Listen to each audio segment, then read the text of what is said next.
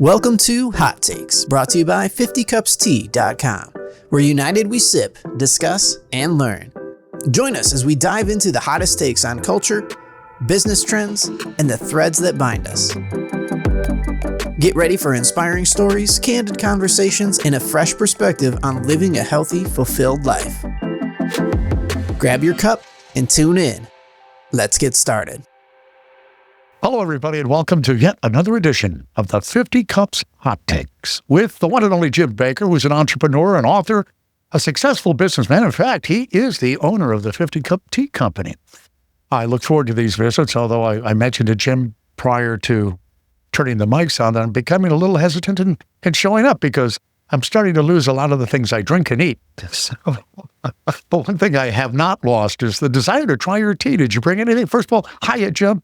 How you doing? I'm doing all right. You're all right now? I am doing okay. Yeah. I'm doing well. Thank you. Good. Yeah, it's funny because, I've run into a couple of people that actually watch this podcast and listen to it. And they said the same thing. I'm going to turn into dust soon because I can't drink any water. I can't eat anything anymore. Today, they might not want to brush their teeth anymore after I talk about some tooth issues and fluoride and toothpaste.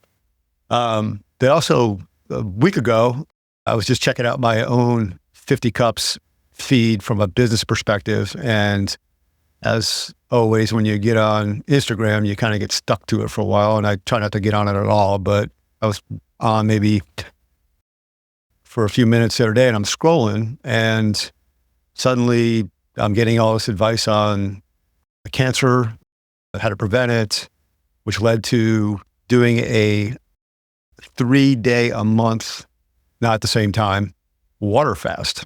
Oh my goodness. So basically you just drink water and or in my case, tea. Yeah. It's not sweetened or anything like that. So there's no calories going to your system for 24 hours.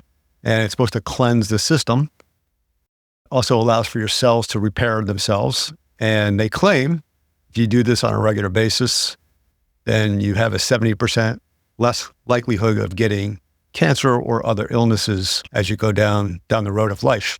Well, I'll tell you what, the older you get, the more concerned you are about that. It's too bad we don't have that mentality when we're younger, because we could set a lifestyle right from the early stage instead of waiting until somebody like me where, McDonald's is a healthy meal. Now that I know that, we should do that sparingly, but... so I tried it.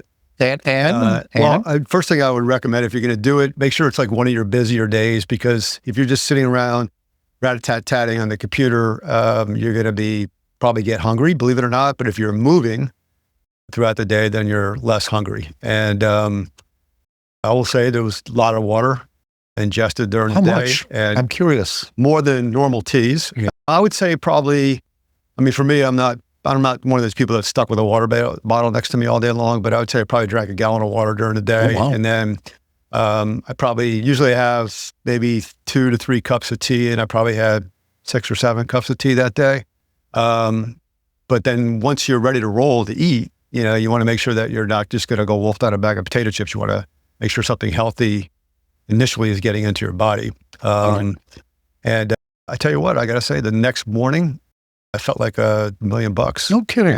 Yeah. Well, that's a very easy thing to try. Yeah. Especially, don't go on a long drive probably, but other than that, that sounds like something that's easily done. Or listen to a bunch of hot takes when you're driving. Oh, there you go. Take your mind off food. That's beautiful. It definitely take your mind off water because there are other issues there. So anyhow, Bill, yes, you got tea today. I was stuck in traffic today, so were you. Oh, yeah, it's terrible. It's also election time of year. Yes. Give yourself a little... Oh, thank you, Jim. Yes. Put a fresh mint in it also. Oh, wonderful. To just give it a little more of a minty flavor today. And somebody close to me said, this is called like election de-stress tea. Thank you. I can't take credit for that myself, but I appreciate the branding on that. Oh, it's very good. Yeah. Did you feel better now? Wait a second. After being navigated into how much of this did you fair drink? Traffic? Because it was a terrible drive in, and we'll save that for another day. But you're right. Even the election, everything's very stressful, and life in general for a lot of people, very stressful. So this would go a long way, and it tastes delicious. So if I start to doze off over here because of that, you just wake me up. But what's on your mind today? I mean, you are a very healthy person. Even the tea that you sell has that benefit as well. I mean, you think about that. In fact, where do you get the tea? I should probably start off with that for folks who really want to taste good stuff and stay healthy. Yeah, 50cupstea.com. And we have our classic blends and we have our health blends as well. They're all organic, fresh, sourced responsibly. And just get on the site, take a look at what you want, and check out our content. And we'll ship it to you as fast as possible. Beautiful. It tastes delicious. And there's nothing that really takes the stress out of my life like flying, Jim. Wouldn't you say? Going to the airport early and just kicking back and relaxing. I just want to talk a little bit about the TSA process and PreCheck and Clear and digital ID. Do you do PreCheck? I would assume you would. Yes, I do PreCheck, yes. And I think it's $75 for a 5-year blessing to go through the line a little bit quicker than going through the regular line. And on top of that, you get to go through the magnetometer instead of the full body scan that we have no idea if that's good for you or not. I'm assuming it's probably not, but you just never know. But I'll take my chances with the magnetometer. And so I spent the extra money. And then I went even crazier. And with United, they were offering a special deal to sign up for Clear. And I don't know if you've seen the Clear kiosks at some of the airports, but basically you go in, you either put your fingers on this little pad or you look into the eye thing. And after you've loaded all your personal data in there, and you're cleared to get through, basically. So somebody then escorts you to the front of the PreCheck line, and you don't have to show your ID. Of course, now with the technology, you got to scan your eyes again, but you can opt out, by the way. But then you got to pull your ID out to show them the ID, and then you get to go through, and you're supposed to be a much more accelerated process than TSA PreCheck. You miss all the groping. You do. You don't actually. You don't, because as with any TSA line, you could get that old randomized target on your back. And so, for example, that happened to me probably 3 flights ago, and went through and the old thing beeped. And she said, you got to go through the cancer cylinder. And I said, I'm opting out. And then they could do the old mail assist. And then she asked if I want a private pat down or I want a public pat down. And I always choose the public, because I'd rather be in public than private. Anyhow, you have to wait forever because these guys don't move fast. No, they don't. Eventually somebody comes over, and then you got to do the old, pat down, which can be invasive at times, but I'm not going through the machine. That's the bottom line. And so if you're not randomized, the goal, obviously, if you're paying triple for Clear, you should be able to fly right through. However, in Denver, where I was flying back from a few weeks ago, I noticed that the TSA PreCheck line has 18 lanes open. I'm not exaggerating.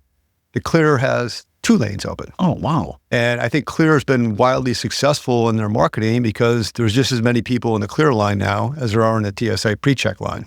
Okay. I'm actually kind of trying to think now. I'm starting to think now, and maybe I just go in the regular line again and just get the mail pat down all the time. Another thing, too, is I should be allowed to identify today and ask for a female pat down. You know what?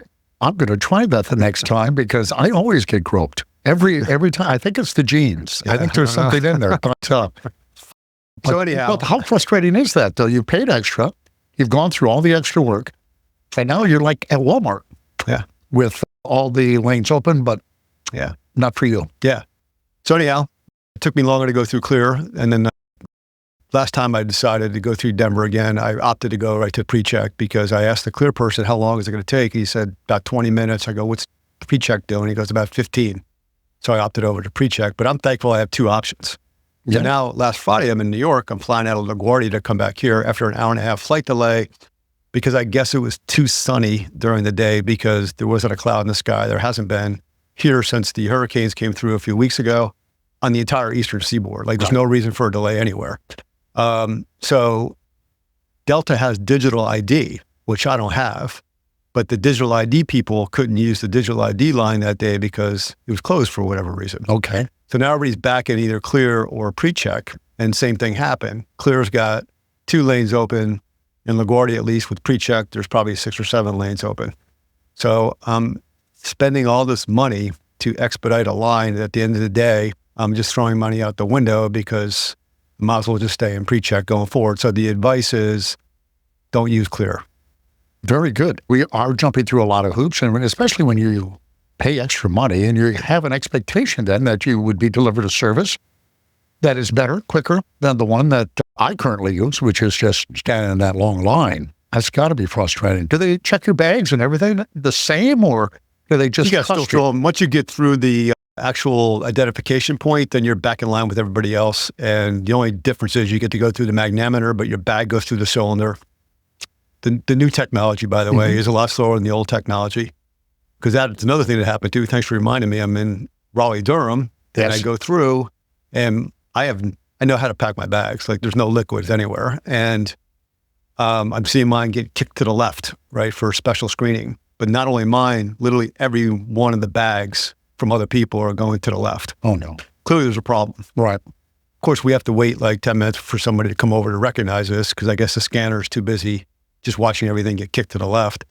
And finally somebody says there's a malfunction in the machine, so we're going to run everybody's bag through again. So not only do you have to wait to get through the magnameter, but now some of these machines from software perspective don't seem to be operating great. So now you're standing at the conveyor belt just waiting for your stuff to come through. So, well, I've learned something from you. When I travel with our young daughter, they don't put her through would you call it the cancer cylinder? Yeah, how about that? No kids get through, and pregnant people don't go through. No. So and I never thought maybe there's a reason for that. And now I've learned that maybe I ought to spring for $75 to avoid that cylinder. You can opt out though, correct? You can opt out if you want to have somebody touch you. Okay. Yes. All right. I had no idea though. Yeah. All right. So now the last thing I'll say about Clear is they always send a survey asking about your experience, and I've given them 10s are great, 1s are terrible. I've given them 1s and explained, and they've never followed up with me. No, so I don't think they care. Well, you're kind of locked in, right? I mean, if you want to get from point A to point B, the quickest way possible, you're going to fly. Yeah. And which is why you have the prices in the airport. You're a prisoner, really. Yeah. I'm sorry you had such an awful experience. And I find when I fly, the worst happens to be the small cities that I'm in. If I happen to go to Green Bay, Wisconsin, they have a lot of time in their hands, and they will go through everything for lack of, boredom. But I now know to avoid the cancer cylinder and save $75, Jim. Thank you very much. They save a lot more than 75. Yeah. Oh, yes. Clear. That's true. Pay the 75 for PreCheck. I would recommend that right now. Okay. Very good. Well, you had a horrible experience flying. I'm going to say this is a conspiracy theory, Jim. I've been told this my whole life because people have brought this up before. I don't know if you're going down the same road that I think you might be going down, but that has to do with your teeth, and it has to do with fluoride. Fluoride is so wonderful. They put it in our water supply, Jim, and people have brought up concerns, and they've been laughed at, called cuckoo. Please tell me you're not going down that path, Jim. I'm just going to present the facts to you. That's all. Oh, here we go. Okay. So, yes. Yeah, fluoride was mandated to go into our water supply in the U.S. And I think most municipalities have fluoride in the water. I think some may have opted out over time or maybe never did it to begin with. Wow. But the goal, they thought, was that fluoride would help with reduced tooth decay. Mm-hmm. And a lot of people, I think that fluoride actually, as it is ingested in your body, it makes your bones stronger, therefore it makes your teeth stronger, and so on and so forth. Well, in reality, what fluoride does is it kills both good and bad bacteria in your mouth, which then, if you go down the logical path, there's this belief out there that the bad bacteria in your mouth that basically gloms onto your teeth and gums eventually causes this tooth decay, right? So if you wipe out the bacteria, then chances are you're not going to get cavities. So, but the belief I think a lot of people have out there is that fluoride's a quote unquote mineral, and it's actually something that, just enables your enamel to be stronger to prevent the bacteria from, getting in there. Right. So if it's going to kill both bad and good bacteria in your mouth, what's it going to do to your gut if you're drinking it every day in your water? Well, that is an excellent question. If only someone were to research it. And the answer is, I've done some research. I knew it. I don't have an answer because there are no answers out there. Now, there are things that have come up, for example, that talk about the negative effects of fluoride and, skeletal weakness. They call it neurotoxicity, so neurological problems. And we know that in our world today, there's a lot of people that have neurological problems. Mm-hmm. And we, quite frankly, we don't know where that's coming from. High blood pressure, acne, seizures, and basically over time, bone density loss. So as you get older, your bones become brittle and they start breaking. So you're getting fluoride in your water in our country and in 7 other countries throughout the world. And then all the other countries in the world don't have fluoride. And if you measure the first world countries from a tooth decay perspective, with fluoride and without fluoride, there is no difference in outcomes. Are you kidding? No difference. Well, then it's an astounding stat, really. Now, it would seem that this is happening more and more frequently with our science here in the United States, that what seems to be a good thing years down the road becomes a bad thing, or vice versa. We just don't seem to be very good with our science. I'm not sure why. I think you've expounded on that a little bit about, who's paying for what. But this fluoride, you mentioned gut. Now, I know a little something about that, and I know you do as well, that's a big deal because you have bacteria in your gut, and that affects your overall health, does it not? I mean, it's a big deal if you kill that. Yeah, and we've talked about this before, right? Yeah. A lot of different things, from just typical gut discomfort to leaky gut, to autoimmune issues, cancer, et cetera, et cetera. And it seems like there's more and more research that, quite frankly, I'm not equipped to give you. I think we might have to get a doctor on at some point in time. Sure. But, there's a lot of science out there that's pointing to the fact that, the gut is really your epicenter. And it makes sense because you're taking all your fuel in, sure, through your mouth, which goes eventually into your gut and gets processed and disseminated out, and then waste goes out. And so it makes perfect sense that this is your reactor and you got to be careful what you put into it. So as the mouth and gums are very absorbent, you're naturally, not only you drinking, the fluoride, but you're also getting it in your toothpaste as well. Oh. And then if you really want to go even crazier, you can get a fluoride treatment at your local dentist as well. And all that's doing is you're just blowing out your bacteria, more and more. And as we all know, you have to have good bacteria, and sometimes you need a little bad bacteria. You have to have some balance, in your system. And I think in the old days, way back when, tooth decay was primarily caused by the fact that you just simply ignored your mouth. Right. Right. You ate, and what you were eating back in the old days may have been contaminated. Not everything was fresh and refrigerated. And as a result, bacteria that you picked up from the food, and you already had a dirty mouth because you weren't cleaning your mouth, that just compounded. And as a result, your teeth rotted out of your head or you got sick and died, from a bacterial infection. Since that time, we've, I think, come a long way from a dental hygiene standpoint. And really, at the end of the day, based on what I've seen, I don't know how, efficient this would be, but all you really need to do is, brush your teeth with baking soda and you're good to go. Just clean your mouth. Wow. It doesn't kill the bacteria, and the good bacteria at least, and it keeps your mouth clean. It may not be pleasant, you're not going to like the taste, it may not lather up and soap up and give you that cool, refreshing feeling when you're done, but it works.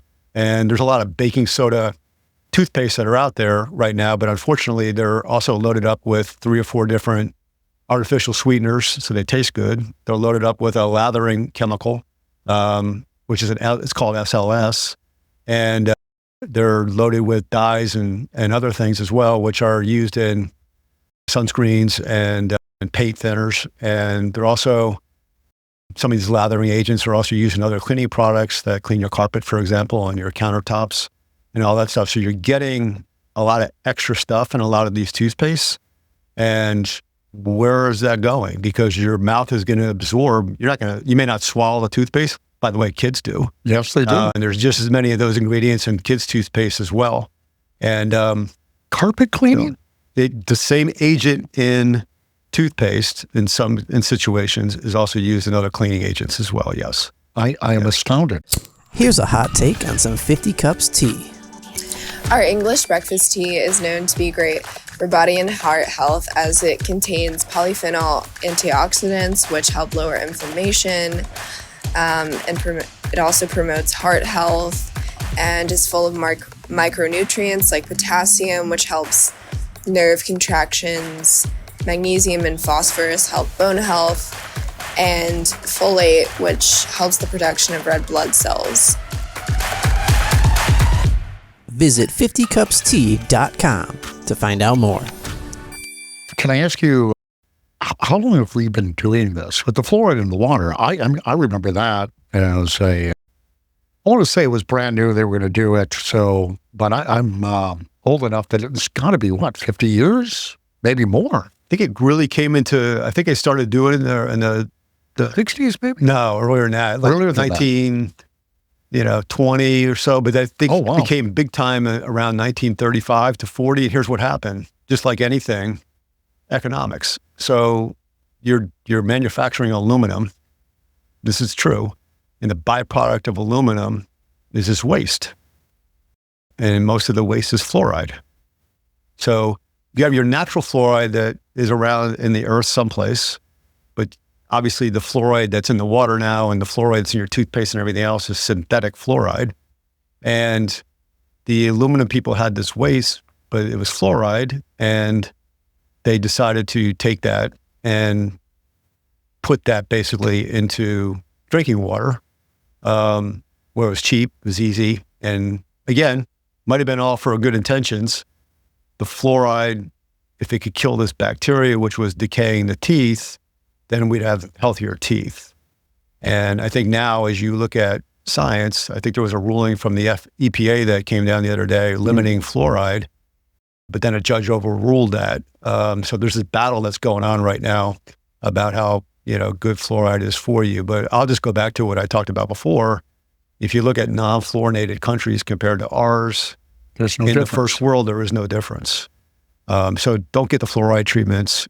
I would argue that you probably should go out and try to find a natural organic toothpaste that doesn't have fluoride in it, because you are getting it in your water. And I'm sure the FDA is looking out for your best interest, and in a limited scope, fluoride it's not going to harm you. Potentially that's what they may believe. But I think if you have too much of it, it'll have an adverse effect for you.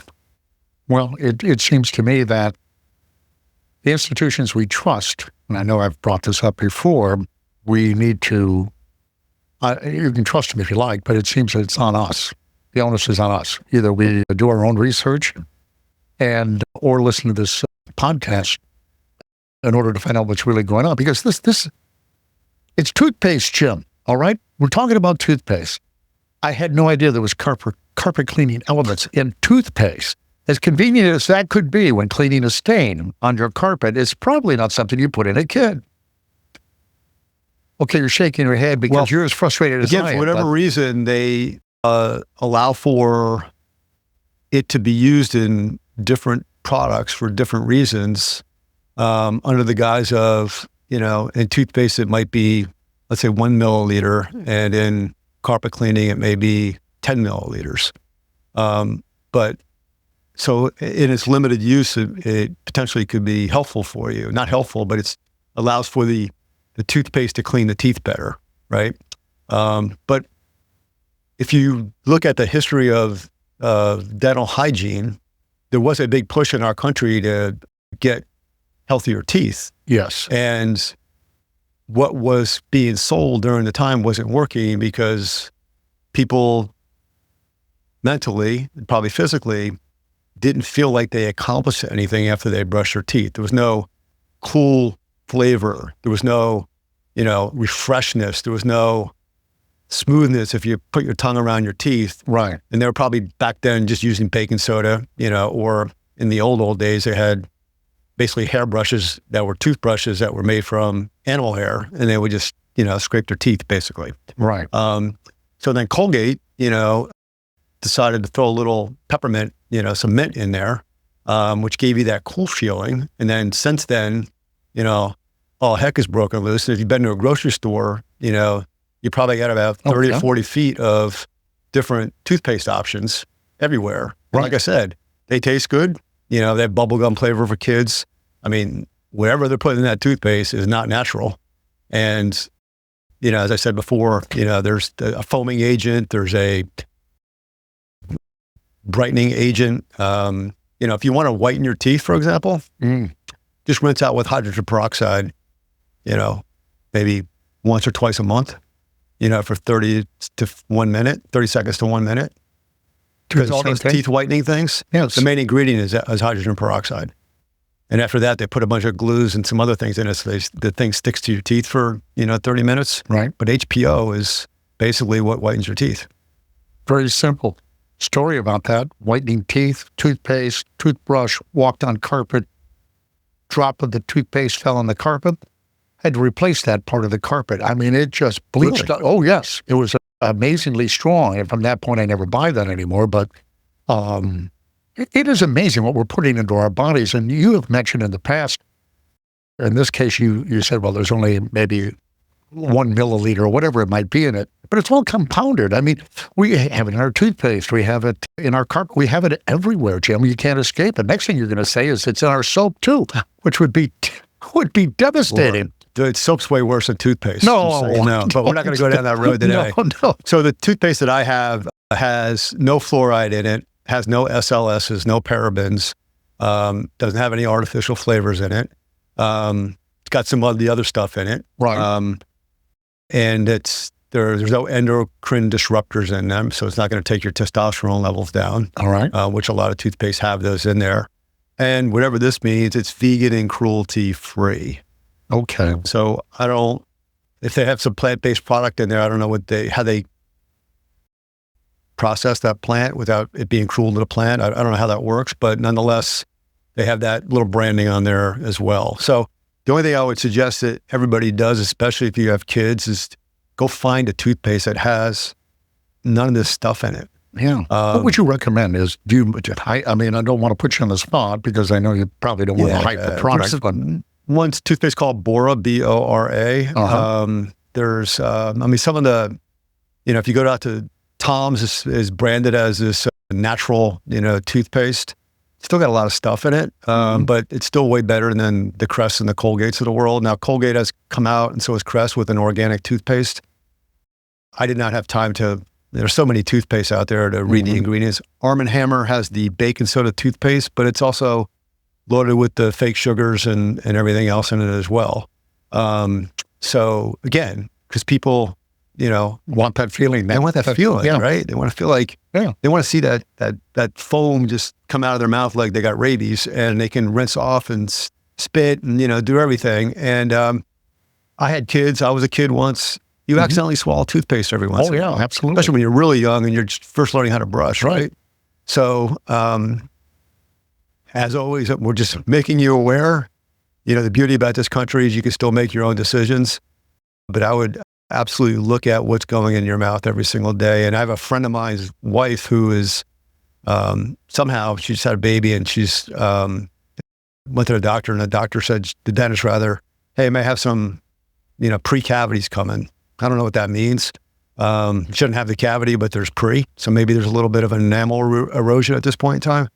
But I would look at that as not necessarily a fluoride issue, lack of fluoride. I would look at that more of maybe you're acidic, your acid is out of balance in your body. So maybe it's more of a dietary thing. Maybe you're not getting enough protein, enough nutrients, for example. So don't look at it from I got to fix it topically, treat the symptom. Like, look at what's causing that in the first place. Oh, that's excellent advice. Look at it again. It goes back to, other factors that are playing out in your life right now that are affecting that tooth issue.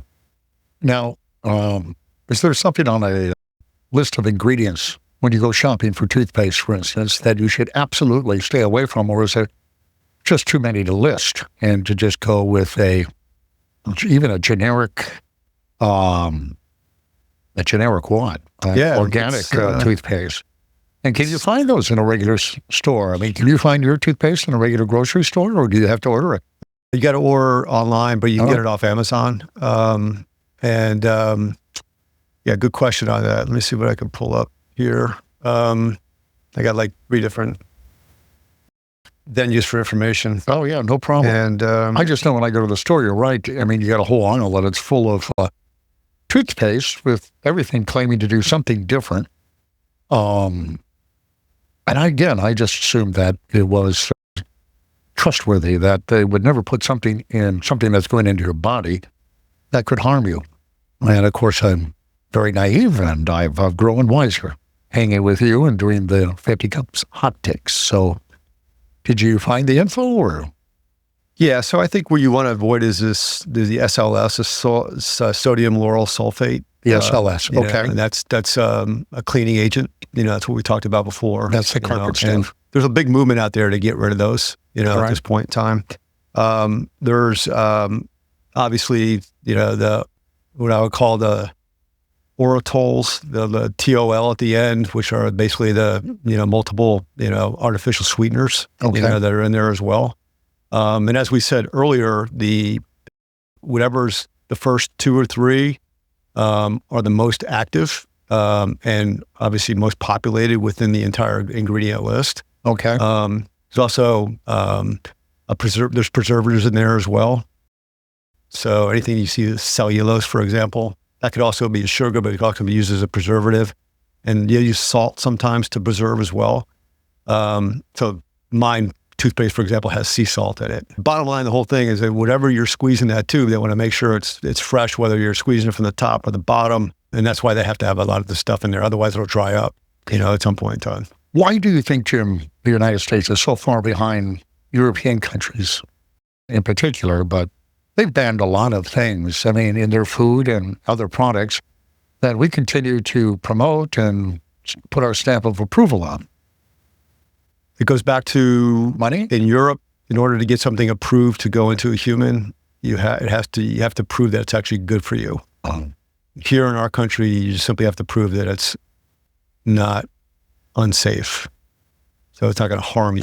That's open for definement. So when you do a trial, on you're testing toothpaste, for example, you're only doing it for a limited amount of time. You're not doing a trial for 50 years of somebody's life.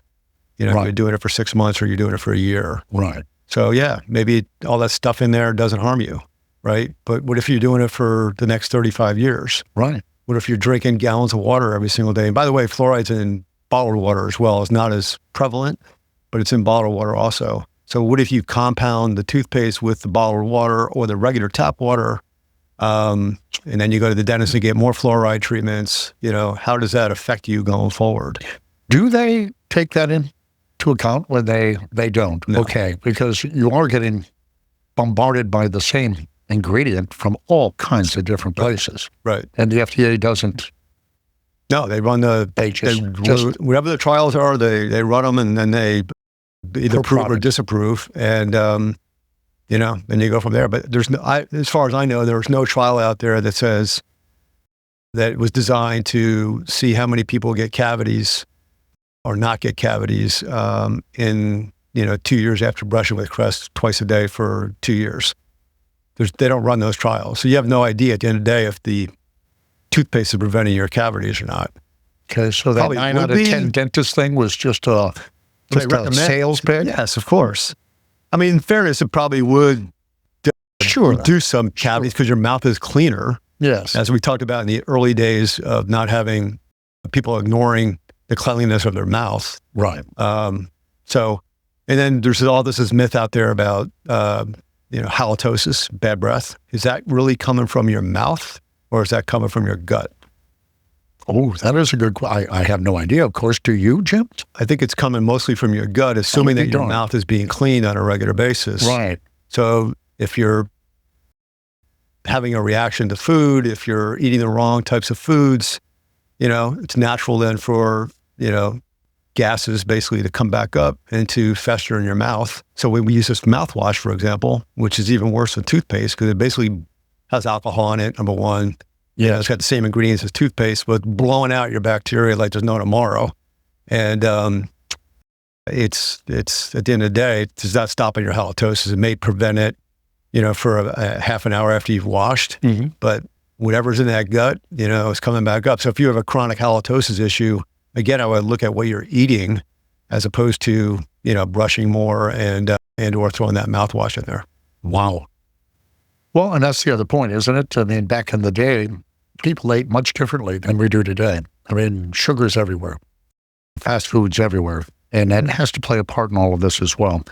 But fascinating, really, and scary. To be honest with you, Jim, it's scary. I'm really going to go home.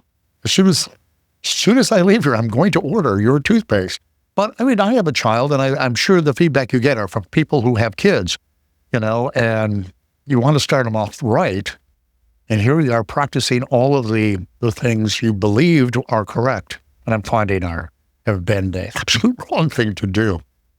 You want to have them develop good habits too, right? And, yeah, absolutely. It's kind of like getting a kid to eat green beans when they're 6. They're not going to do it. So right. They may not brush their teeth if you're not hovering over them, which you should, by the way, when they're 6, to make sure they do brush their teeth. But if you're not hovering over them, it tastes like junk. They're not going to go ahead and do anything with it. One of my most unfavorable things to do every evening and morning is brush your teeth. It's time to brush your teeth.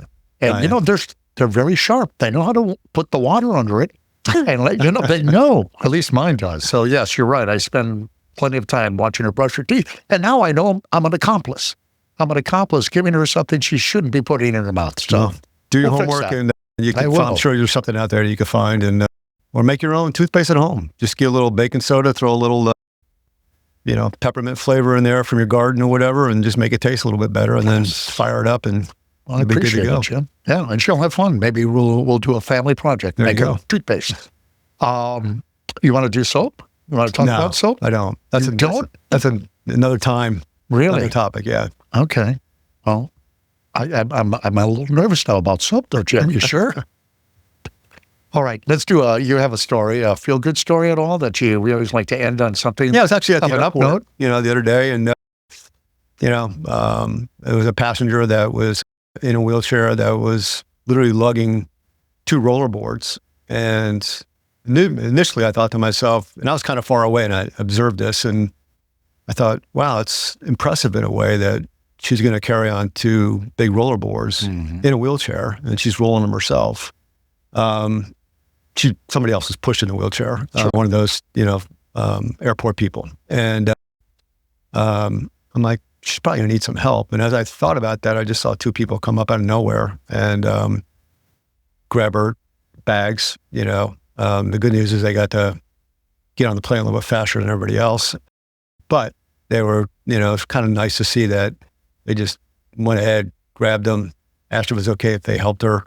And the 3 of them together, along with the wheelchair attendant, got her on the plane, got her bag stored appropriately, and so on and so forth.